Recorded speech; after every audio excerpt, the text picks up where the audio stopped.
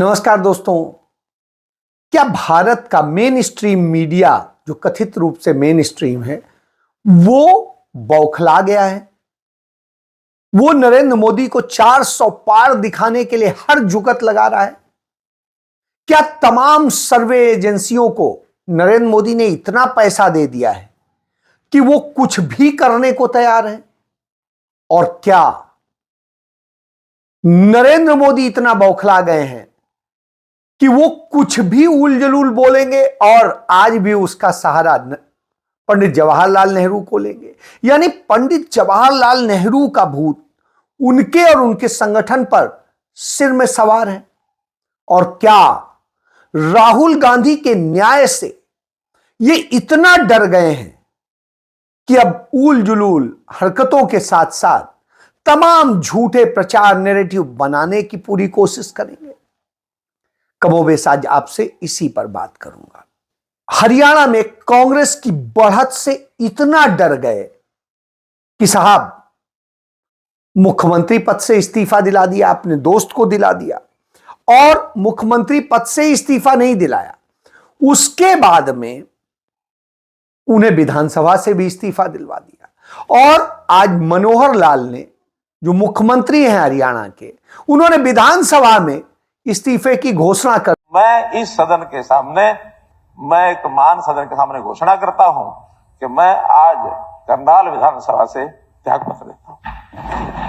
आज से करनाल की विधानसभा की देखरेख हमारे नए नेता, हमारे मुख्यमंत्री जी, उसकी देखरेख करें। और बगल में बैठे जो मौजूदा मुख्यमंत्री हैं, वो खुद अचंभित रह गए, उनका मुंह बन गया। लेकिन होता क्या, सच क्या है, इसको भी जानना बहुत जरूरी है। और इसको जानना इसलिए जरूरी है क्योंकि नरेंद्र मोदी ने जिस तरीके से नफरत इस देश में फैलाई है, झूठ बोला है, पंडित नेहरू के नाम के बिना नहीं रह सकते हैं, वो सामने दिख रहा है। नरेंद्र मोदी सेना के लोगों को संबोधित करते हैं और वहां कहते हैं कि पंडित नेहरू के समय में रक्षा घोटाला हुआ, वो इस देश के अंदर कुछ नहीं बनाना चाहते थे, विदेश से असलहे खरीद रहे थे। तो पहली बात, ऐसा कोई घोटाला हुआ ही नहीं था। और यदि हम इनकी बात मान लें कि कुछ नहीं बनता था, वो बाहर से खरीदते थे, तो बिल्कुल सही कह रहे हैं आप, बाहर से ही आता था। फिर पंडित नेहरू ने ही ऑर्डिनेंस फैक्ट्रीज की चेन खोली, उन्होंने ही इसरो, डीआरडीओ और सब कुछ बना करके किस तरीके से भारत में सब कुछ, गोला बारूद से लेके कारतूस से लेकर के सब कुछ, जहाज तक, लड़ाकू जहाज तक बनाने का काम शुरू किया, उसकी प्रयोगशालाएं खोली। पंडित जवाहरलाल नेहरू भारत माता के ऐसे सच्चे सपूत जिन्होंने अपना पूरा जीवन देश सेवा को समर्पित किया था। आजाद भारत के पहले प्रधानमंत्री के रूप में उनकी हर नीति हर लिहाज से सिर्फ राष्ट्र निर्माण पर केंद्रित थी। उन्होंने भारत की गरीबी और बेरोजगारी को नजदीक से देखा था, इसीलिए देश के औद्योगिकीकरण में अगुआ रहे। वे उच्च शिक्षा के महत्व को समझते थे, इसीलिए देश को आईआईटी और आईआईएम जैसे शिक्षा संस्थानों को समय रहते जगह मिली। नेहरू जी जानते थे कि खेती और किसान इस देश की रीढ़ हैं, इसीलिए वक्त रहते देश को विशाल सिंचाई परियोजनाओं की सौगात मिली। पंडित जी को पता था कि देश के विकास में विज्ञान का योगदान होता है, इसीलिए भारत में आजादी के कुछ साल बाद ही इसरो, डीआरडीओ जैसे शोध संस्थान बन पाए।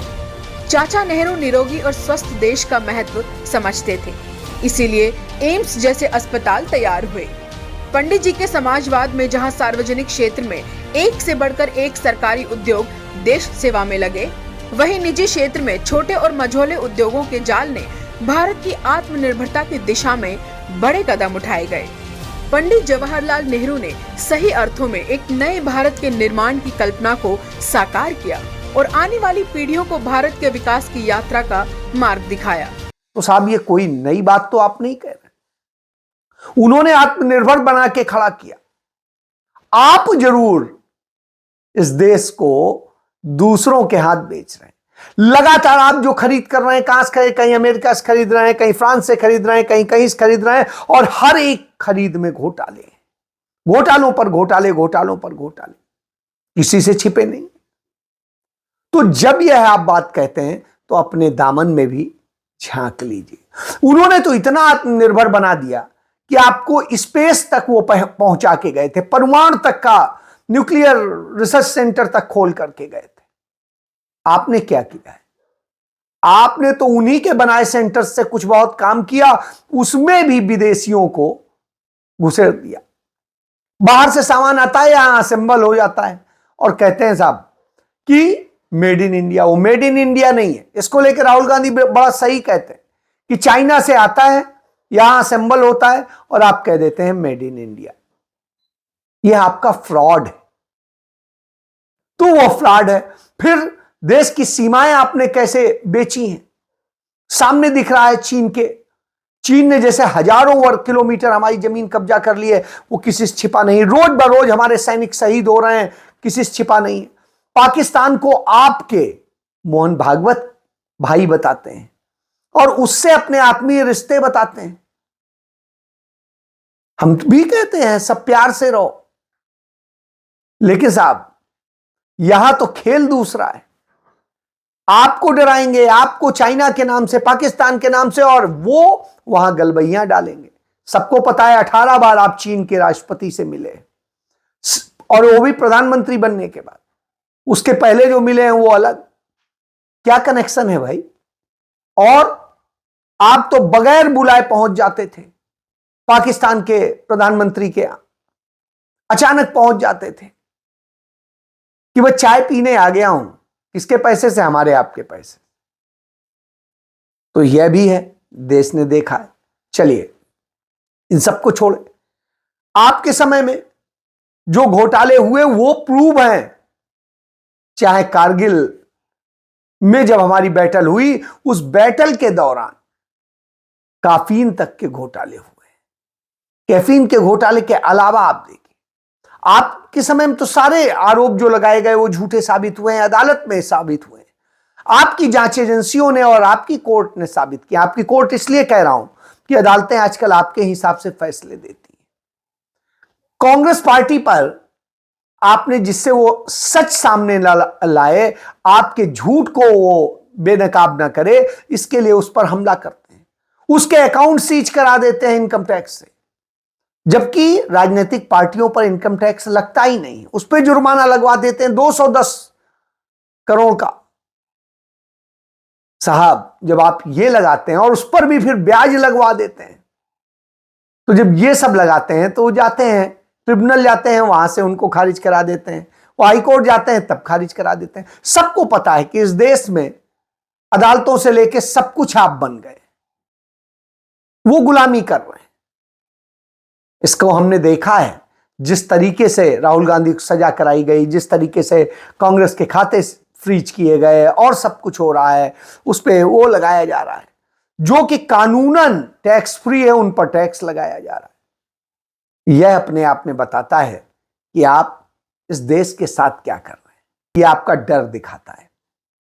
और डर क्यों है, इसके पीछे बड़ी वजह है, क्योंकि आपका झूठ और ये सब कुछ बेनकाब होता है। आप अपने जो आपका चरण चुंबक मीडिया है उसके जरिए जिस तरीके से आप झूठ फैलाते हैं, उसका एक उदाहरण देकर के बताऊंगा क्यों आप डरते हैं। एबीपी चैनल से आपने सर्वे करवाया।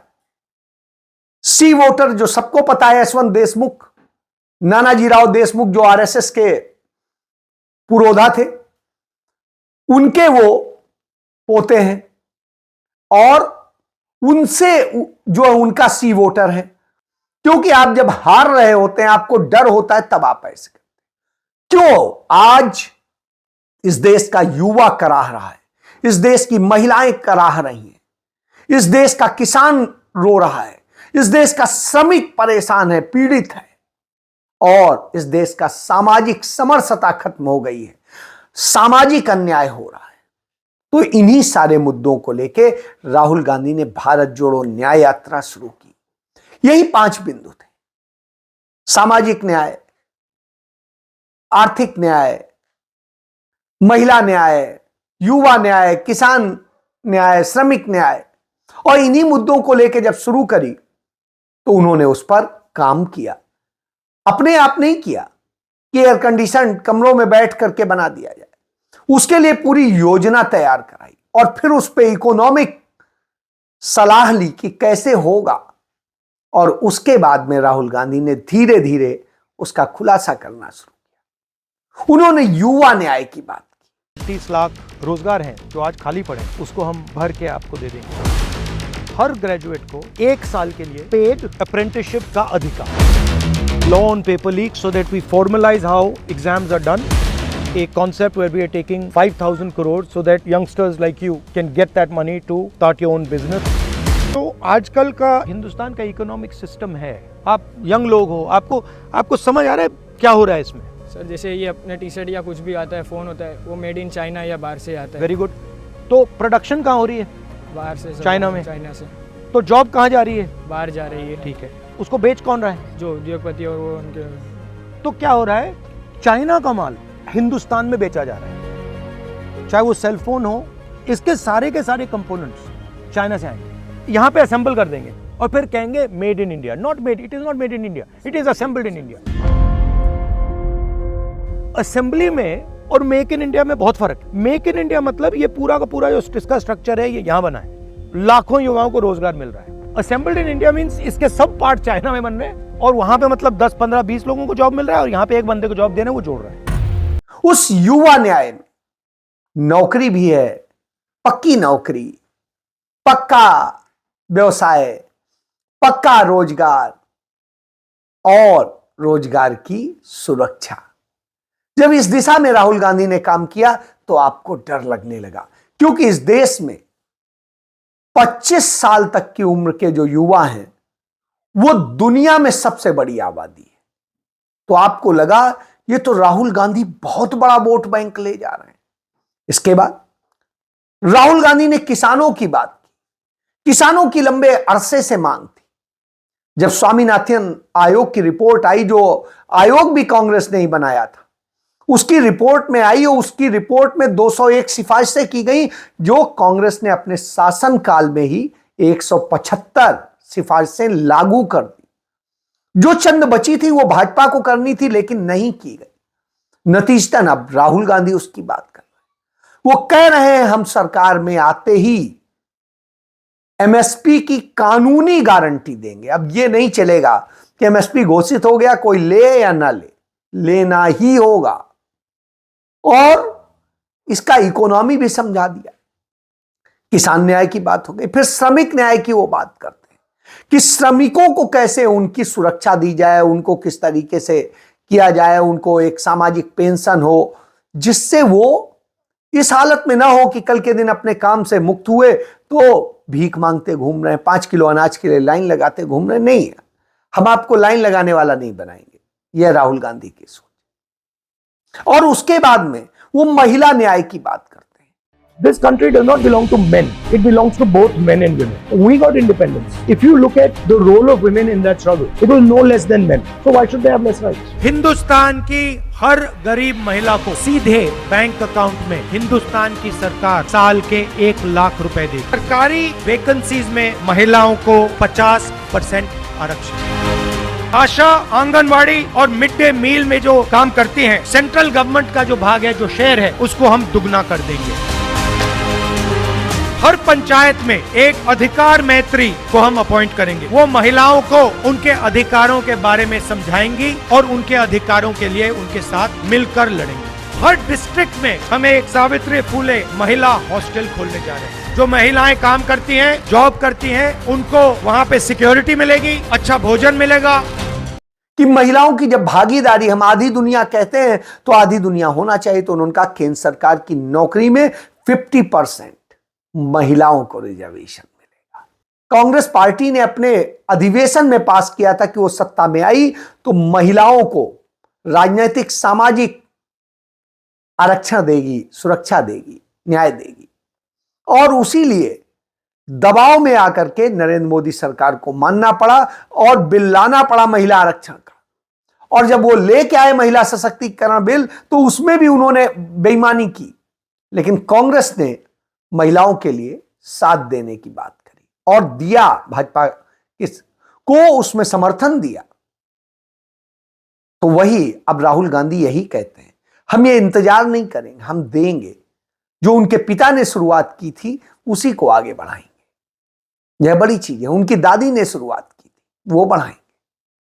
तो उनको इतनी चीजें देने की बात कर दी कि महिला किसी की आश्रित न रहे। बात की सामाजिक समरसता की और सामाजिक सुरक्षा की, और उसके लिए उन्होंने आदिवासियों को उनके हक देने की बात करी। उनको उनके बना अधिकारों से वंचित नहीं किया जा सकता है, इसके लिए अधिसूचित करने का काम करने की बात करी। उन्होंने आदिवासियों, दलितों, अल्पसंख्यकों की बात की। उन्होंने पिछड़ों को हक देने की बात की। जातिगत जनगणना करा करके किस तरह से उन्हें हक दिया जाएगा, इसके लिए बात की। उन्होंने इस देश के 90% लोगों की बात की। यही वजह है कि नरेंद्र मोदी को डर लगता है। जो नरेंद्र मोदी और नरेंद्र मोदी का मीडिया और उनके तमाम चरण चुंबक जो है फैलाते हैं कि अब की बार 400 पार, वो ये जानते हैं कि राहुल गांधी की इन गारंटियों से, इस न्याय से वो कहीं नहीं टिकते हैं, खत्म हो जाएंगे। क्योंकि उन्होंने तो सिर्फ पूंजीपतियों के लिए किया है, अडानी अंबानी के लिए किया है। इसको लेकर राहुल गांधी बड़ा सही बताते हैं कि अडानी अंबानी के लिए कैसे किया है। अब देश में जो मुद्दे हैं, मैं 4000 किलोमीटर चला हूं, मैं आपको बता सकता हूं देश में 3 मुद्दे हैं: महंगाई, बेरोजगारी, भागीदारी। ये 3 मुद्दे हैं। लाखों लोगों से मैं मिला, सबने यही कहा। किसान कहता है आलू का चिप्स का पैकेट, उसमें आधा आलू होता है, वो 10 रुपए का बिकता है। उस आलू के चिप्स के पैकेट में हमें 10 पैसा मिलता है।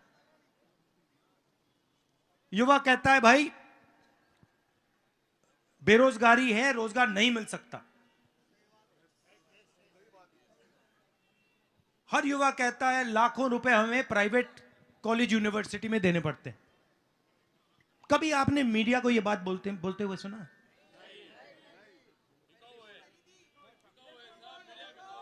नहीं। देखिए, बिका अलग बात है, बिका अलग बात है, वो आपका है ही नहीं। बिकता तो तब ना जब एक बार वो आपका होता, मगर वो आपका है ही नहीं और कभी हो ही नहीं सकता। वो 24 घंटा मोदी की प्रशंसा करेगा, 24 घंटा।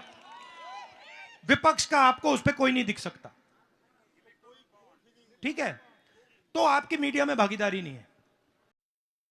तो उनके लिए उनका पैसा माफ करेंगे, किसान को कुछ नहीं, कामगार को कुछ नहीं। तो जब यह स्थिति होगी तो उन्हें डर लगने लगता है कि अदानी अंबानी पैसा तो दे करके कर सकते हैं, हम उनके नौकर तो बन सकते हैं, लेकिन वो वोट कैसे कन्वर्ट करेंगे, यह सवाल है। यह सवाल हर जगह उठ रहा है, लगातार उठ रहा है। इसलिए डर रहे हैं, इसलिए राहुल गांधी का खौफ, और उस खौफ में नरेंद्र मोदी और उनकी पार्टी उल जलूल की हरकतें करने में लगी है कि देश में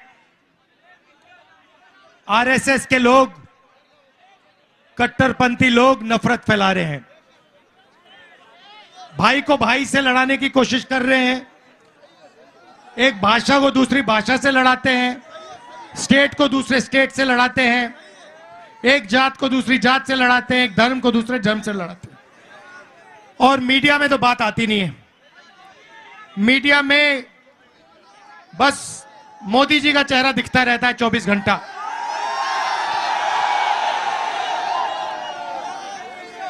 किसानों के मुद्दे, मजदूरों के मुद्दे, गरीबों के मुद्दे मीडिया में आपको कभी नहीं दिख सकते। मीडिया में आपको बॉलीवुड के स्टार दिखेंगे, क्रिकेट मैच दिखेंगे, मोदी जी समुद्र के नीचे दिखेंगे,